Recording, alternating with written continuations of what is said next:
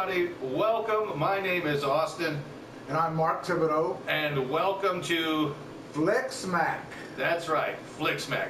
Well, we're going to talk about movies, films, and flicks. Anything you pay money for or download illegally. We are going to talk about all the good and all the bad. Hopefully mostly the good. And everything in between. Everything in between. Sit back and enjoy. All right, this evening's movie genre is comedy horror. Or horror comedies. And the main thing we want you to understand about why we've chosen the genre and the list that we've chosen is that these are truly horror films. They had strong elements of horror, great atmosphere, wonderful, monstrous characters, but they also have a strong comedic element to them, which puts them in that genre. Very true. Something uniquely horrific, you know, and it does make you cringe, makes you scared, but it also makes you laugh at certain times within that hour and a half, 2 hours, that it takes you on its little wild ride. So I think, Mark, we have a list. He's compiled his list, I've compiled mine. No, that not everything is on this list that we want to be on this list. This is our first little go. We'll do a part two. And a 3 and maybe a 4. Who knows how long it'll go. Whether y'all want to hear it or not. But a lot of these movies are the cream of the crop. Some of the best and within the genre that we've chosen. So, Mark, if you would. Well, the list that I have isn't in order of importance. It's simply the list that I compiled, and the first one I came up with was Vamp. Which came out in the late 80s, early 90s. In the 80s, yes.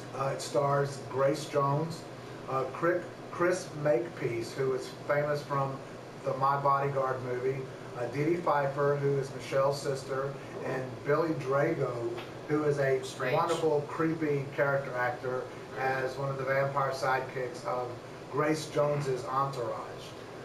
You know, the one thing I remember from that film, and I have to dust off the memory to remember that one, but I know that A, I loved it. B, I remember Grace Jones, out of all of it, the entire film, was the standout that I remember as being both, a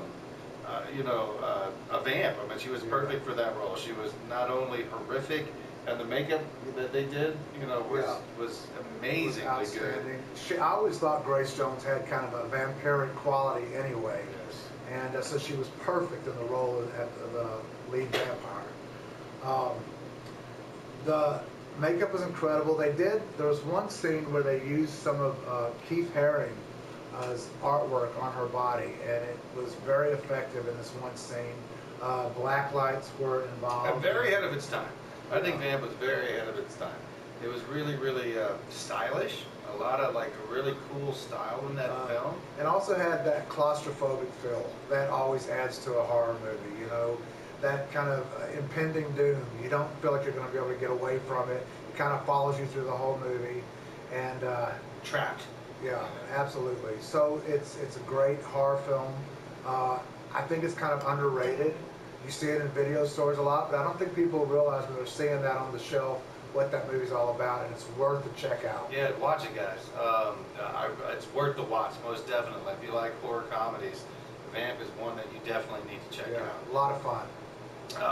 The one I will start with is probably, in my humble opinion, one of the greatest, I won't say the, but up there, one of the absolute greatest horror comedies ever made, and that would be a movie by the name of The Evil Dead 2.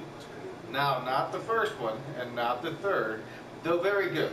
Both of them, the whole series are very, very good. But Evil Dead 2, specifically, did the best job of melding actual horror and actual, and hilarity, and putting them together, and really coming in and out of that perfectly. Well, and the series, there were 3 movies in the series, and each one got a little more comedic. The Evil Dead 1, I think, took itself a little more serious, a little more horrific. Evil Dead 2, of course, was the masterpiece of the trilogy. Evil Dead 3 was even more comedic, but I think it went beyond and I don't know, it kind of lost me. Too much money, in my opinion. They Yeah. gave him too much money, and maybe like too big of a hoopla. They had to make it bigger than the Evil Dead 1 and 2, Right. and give the audience really what they wanted, and and they went more slapstick than they did horror, which is Yeah. why Evil Dead 2 was so good. Speaking of trapped, they were trapped at this particular little house out in the woods. And the characters were great. The story was great. And it was the perfect blend of horror and comedy, and it had a lot of slapstick in it, but done in a horrific way, like eyeballs flying across the room Oh, in yeah. people's mouths and things of that nature. So the slapstick element was there, but it was done in such a horrific Bruce way. Campbell was probably like everything that was happening around him was horrible. Like just scary stuff. Yeah, and But Bruce kept you laughing. And he was brilliant. I mean, brilliant in all three of those movies. Right. He's one of my favorite actors because of that movie. I've had the great honor to meet Mr. Bruce Campbell, and he was extremely nice. He was very amiable. He was and very funny. I mean, just off the cuff, the way he was, just personally was, the way he was in the films, just super nice guy, super funny guy. Kept everything light, and beyond that, I mean, Sam Raimi, of course, directed. Wonderful horror director, Sam Raimi, and it started with the Evil Deads, and went on to other stuff.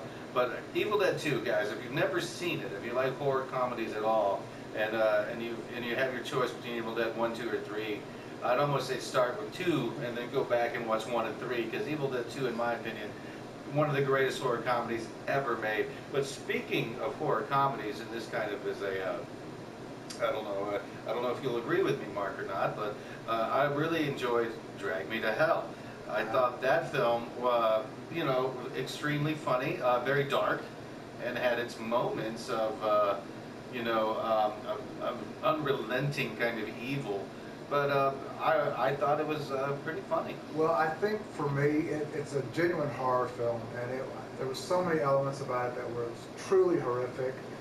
I think the comedy, if anything, for me, would have been the uncomfortableness of the scenes.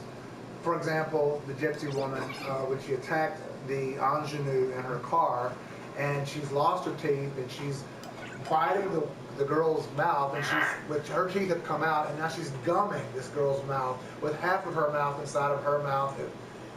It was so uncomfortable that you couldn't help but laugh. Yeah, I love that. The stapler was used in many ways to defend herself as a weapon from this barrage, and I don't know.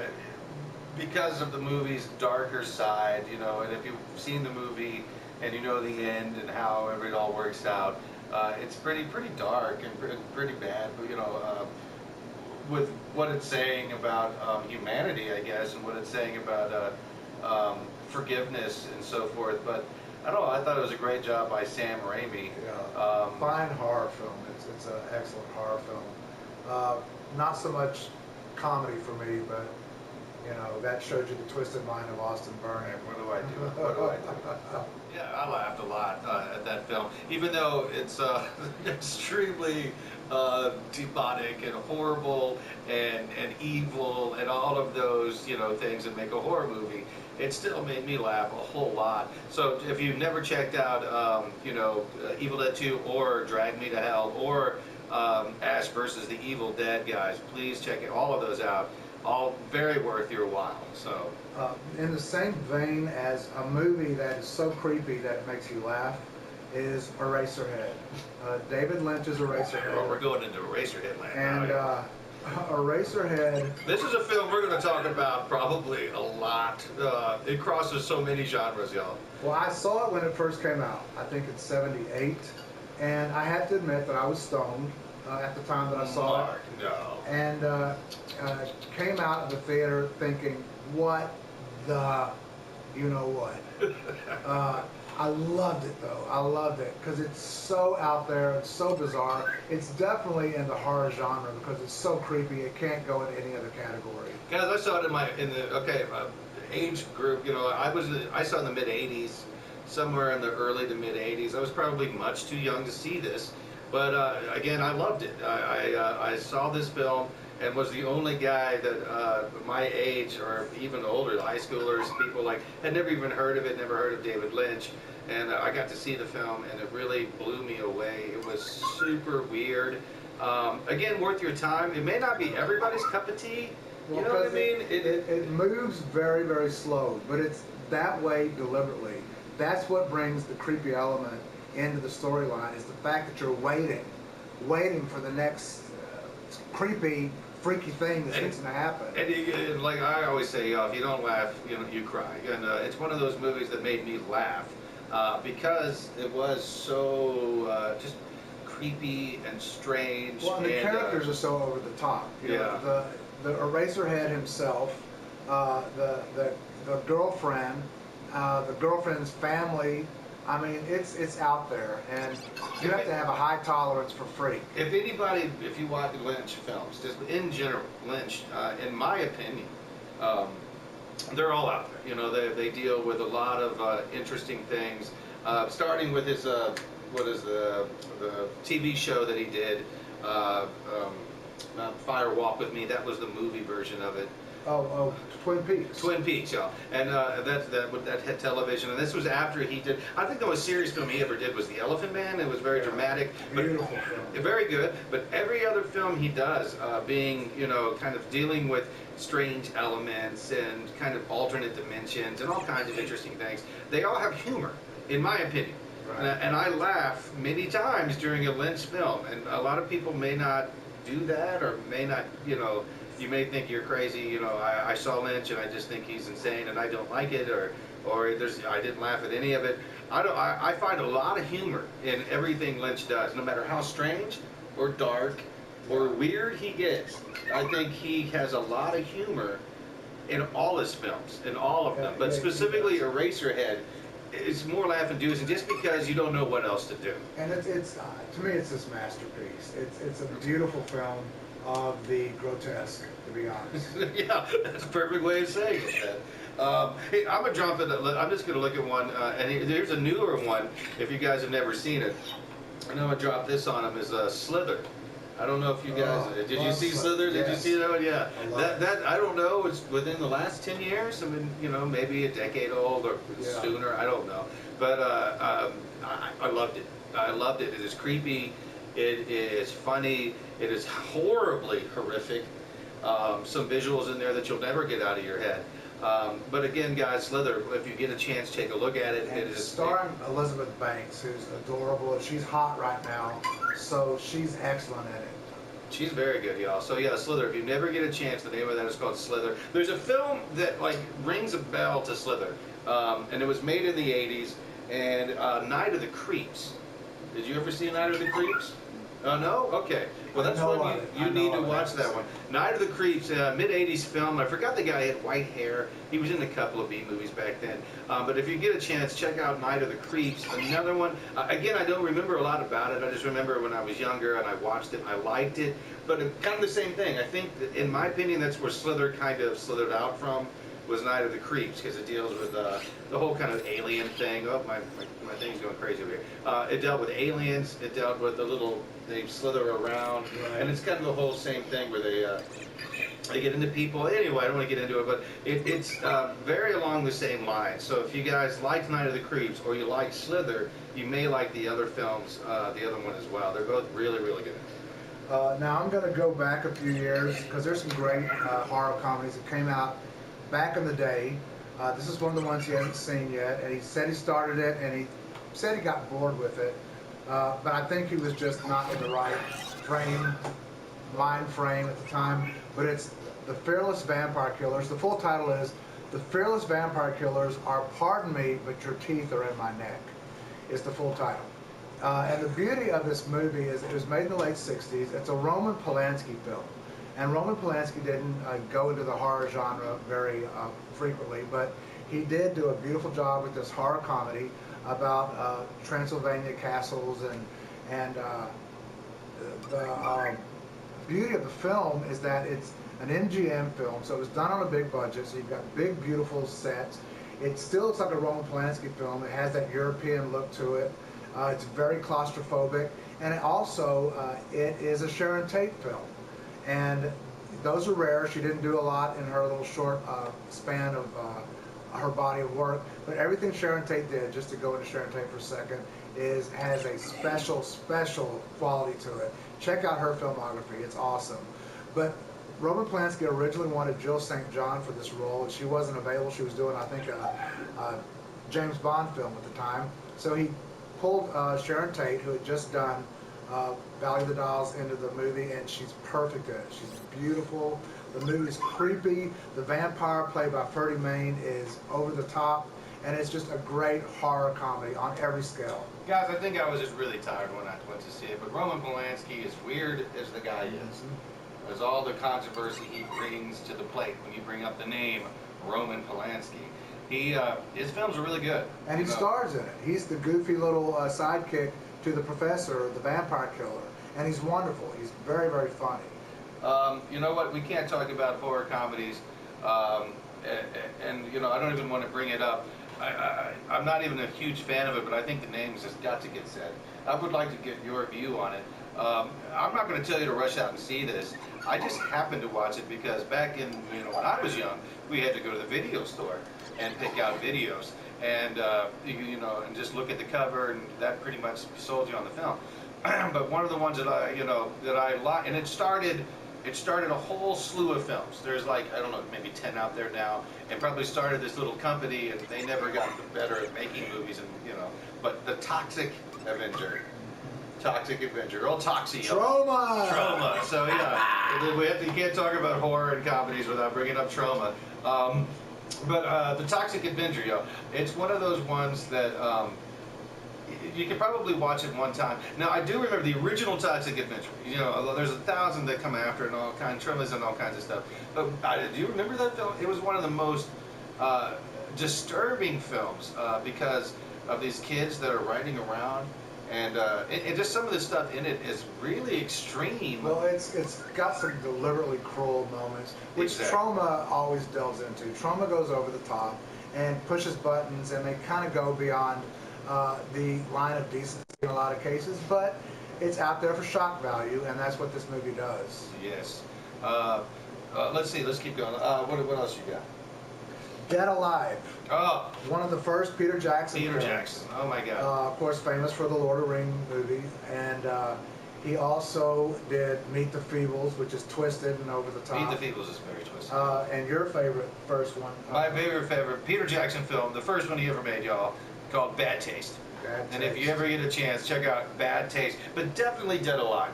If you're going to get the choice between Bad Taste and Dead Alive, I would say Dead Alive, but anyway, it's a great film, y'all. Yeah, he pulls all stops, and the thing about Peter Jackson is that he uses all elements in his creation.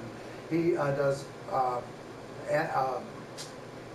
is it? Spit it out, man. Well, it's the stop motion animation. Right. He uses puppetry. He uses... lawnmowers.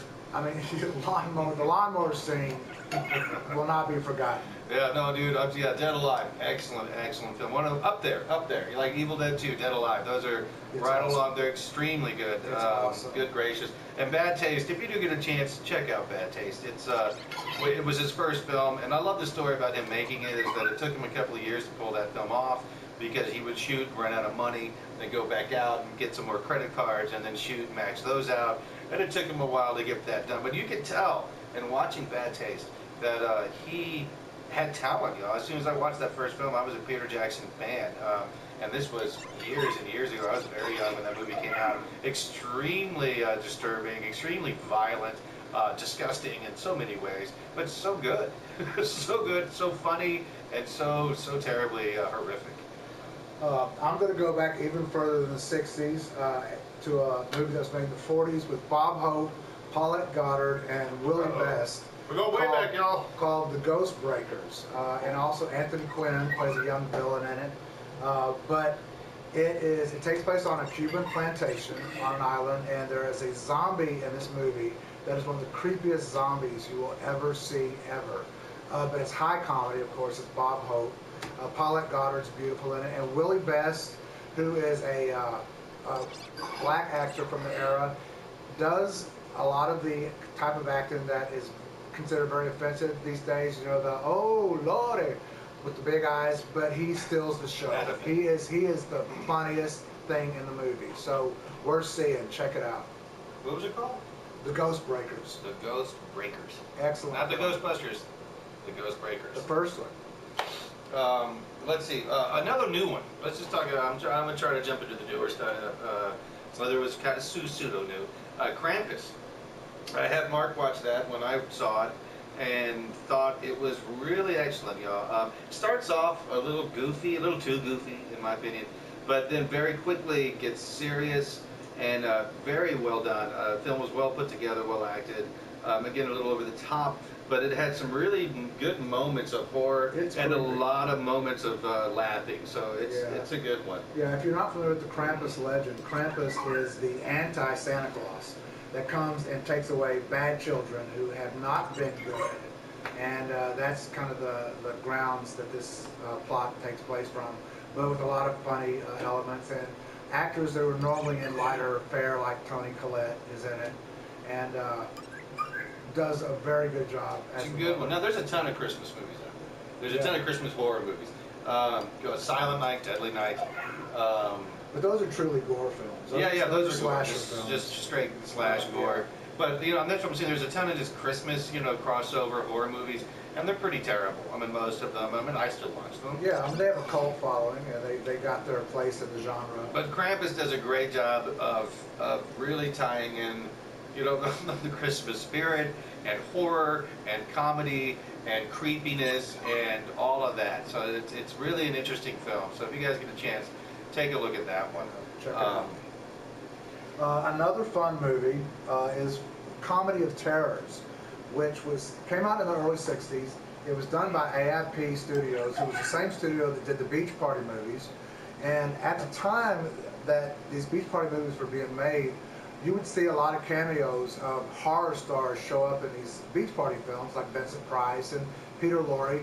Well, they had them on the studio lot, and they made this one movie, which was brilliant. So basically, they had all of these actors just kind of together, and they thought, well, hell, let's just make a movie. Yeah, they're here on the lot, let's do a movie. And they did this funny movie called Comedy of Terrors. Boris Karloff, Vincent Price, Peter Lorre, Basil Rathbone, and one of my favorite blonde bombshell comedians, Joyce Jameson, is friggin' hilarious in it. One of the funniest movies you'll ever see. I do remember, I saw that movie, guys, when I was young. I used to stay home on Halloween night. Everybody would go trick-or-treating. I would stay home and watch the TNT 12 hours. They would just play horror movies, you know, black and white ones, old 60s, 50s, whatever. But I would literally start like that as soon as it started and watch it all the way until like 6 p.m. the next day. And my mom let me stay up thinking, wow.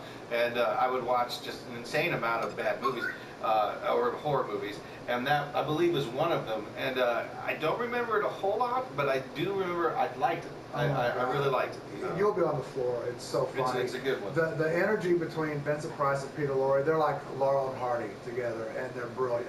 So check it out. All right. You know what? I'm going to check our time real quick, guys. So hang out. We'll be right back. Well, guys, it seems our time is up. We hope you enjoyed this first edition of FlicSmack. FlicSmack! And our first genre of horror comedies. And we hope you agreed with our list, and we have much more of our list to go. So there probably will be a part 2, whether you want to see it or not. We're going to do it. So we just hope that you guys like it. And that reminds me, please subscribe, like it, whatever you do, okay? And leave comments below if you didn't see your movie that you think ought to be on this list. Please leave a comment below and list your movies as well, and we will touch on them. Yeah, if you'd like us to talk about it, if you think we missed something, or you disagree with us, we'd love to hear. Absolutely. All right, well, Mark? Cheers. Cheers. Bye, guys. Later, guys.